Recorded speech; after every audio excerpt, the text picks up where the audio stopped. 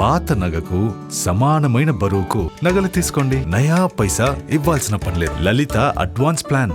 So మీకు సంబంధించి మీ family అంట ఒక మీడియాలోని కొంతమంది పని కట్టుకొని ప్రచారాలు చేయటం, అమ్మ గురించి నాన్న గురించి, ఇవన్నీ కూడా అలా జరుగుతున్నప్పుడు పిల్లలుగా మీకు దాన్ని ఎదుర్కోవడం అనేది ఎలా అనిపిస్తుంది?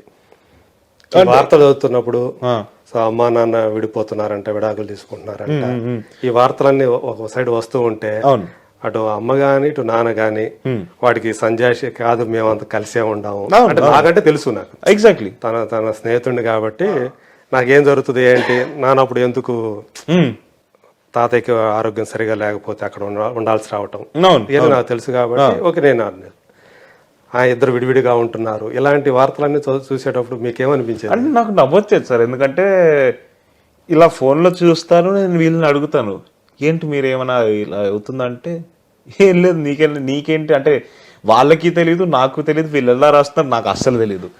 అంటే రాసే వాళ్ళకి ఐదర్ వాళ్ళిద్దరికి తెలిసి ఉండాలి, అంటే వాళ్ళిద్దరు విడిపోతున్నారు అని రాసిన మా అమ్మ కానీ మా నాన్న కానీ ఎవరికో ఒకరికి తెలిసి ఉండాలి. సరే వాళ్ళిద్దరికే తెలియదు అనుకుందాం, నాకు కొడుకుగా నాకు ఇంకా ఫస్ట్ తెలుస్తుంది, నాకే తెలియదు. రాసే వాళ్ళకి ఎలా తెలుస్తుందని నాకు ఇప్పటికీ ఈ రోజుకి అర్థం కావట్లేదు. సో చాలా నవ్వొచ్చేది, అంటే ఎందుకంటే నాకు తెలుసు ఇద్దరు హాయిగా ఉన్నారు, మంచిగా ఉన్నారు, ఎటువంటి అలాంటివి జరగట్లేదు, జరగవు కూడా అని నాకు క్లియర్గా తెలుసు. సో నాకు నవ్వొచ్చేది, అంటే ఏ రోజు పెద్ద బాధగా అనిపించలేదు, ఎందుకంటే నాకు క్లారిటీగా నాకు కావాల్సింది ఏంటి, వాళ్ళిద్దరు బాగున్నారా హాయిగా ఉన్నారా నా కళ్ళ ముందు కనిపిస్తుంది, నాకు తెలుస్తుంది. సో అది నాకు హ్యాపీనెస్ ఇచ్చేది, అది నాకు సరే. ఎప్పుడన్నా అంటే చూసి ఇలా రాస్తున్నారు ఇలా ఇంట్లో ఎప్పుడన్నా అనుకుంటారా?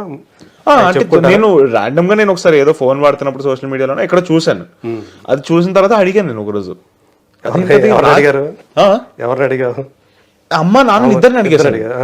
అంటే ఏంటి అంటే నాకు తెలియకుండా మీరు ఏంటి ఏం జరుగుతుందని అడిగితే వాళ్ళు నవ్వారు, మాకే తెలియదు అంటే వీళ్ళకి ఎలా తెలుసో వాళ్ళు అంటున్నారు.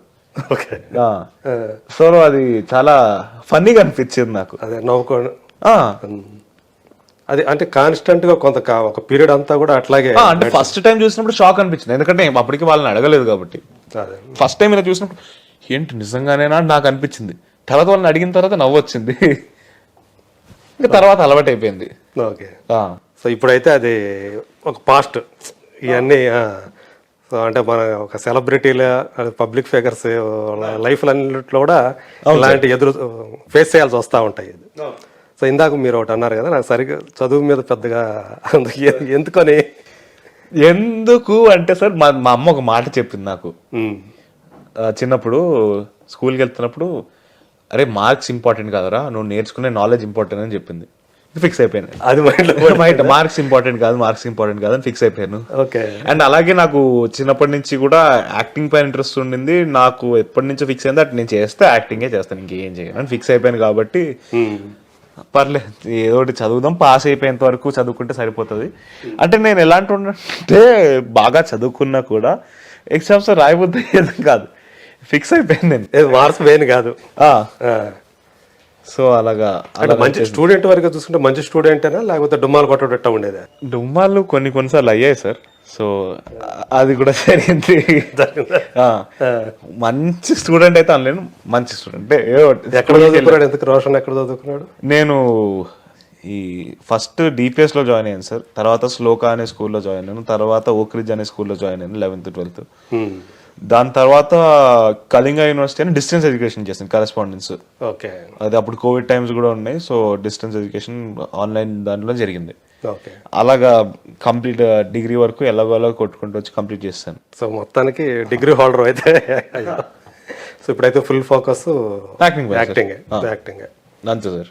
ఓకే, సో మీకు ఒక యాక్టర్గా కానివ్వండి, ఒక పర్సనాలిటీ పరంగా కానివ్వండి, రోల్ మోడల్ అంటే ఎవరన్నా? సార్ చాలా మంది ఉన్నారు సార్, బట్ ప్రైమరీగా నాకు ఇన్స్పిరేషన్ ఇచ్చేది మా అమ్మ మా నాన్న. అంటే వాళ్ళని పడిన కష్టాలు నేను కళ్ళారా చూసాను, అంటే నాకు క్లోజెస్ట్ ప్రాక్సిమిటీలో వాళ్ళ అంటే జర్నీని చూసాను నేను. సో నాకు మా అమ్మ నాన్న, మా తాత, మా నాన్నమ్మ, వీళ్ళందరి జర్నీలు నేను అంటే నాకన్నా దగ్గరగా ఇంకెవరు చూసి ఉండకపోవచ్చు. సో ఈ నలుగురు కన్నా నాకు ఇంకెవరు దీనికి మించి ఇన్స్పిరేషన్ ఎవరు లేరు. డెఫినెట్ గా చాలా మంది ఉన్నారు, బట్ ఈ నలుగురే సార్ నాకు మేజర్ ఇన్ఫ్లుయెన్స్, ఇన్స్పిరేషన్. మీ ఇంట్లో వాళ్ళే? అవును సార్, మీ వాళ్ళే. అవును. అదే, సో వాళ్ళ ప్రోత్సాహము ఆ సపోర్ట్ తోటే మీరు సో ముందుకు వెళ్ళాలని. అవును సార్. ఇంకా కావాల్సింది ఏముంది, ఇక అమ్మ నాన్నలు ఇద్దరు కూడా అదే ఫీల్డ్లో ఉండటము, అర్థం చేసుకునే వాళ్ళు ఉంటారు. అవును అవును వాళ్ళు కూడా. సో అట్లా మీ కెరీర్ని బిల్డ్ చేసుకోవాలని చెప్పేసి ప్లాన్ చేసుకుంటున్నారు. అంతే సార్. ప్లానింగ్ అయితే ఉంది కదా, కెరీర్ ప్లానింగ్ అయితే ఉంది కదా. సో ఒకవేళ అంటే హీరోగా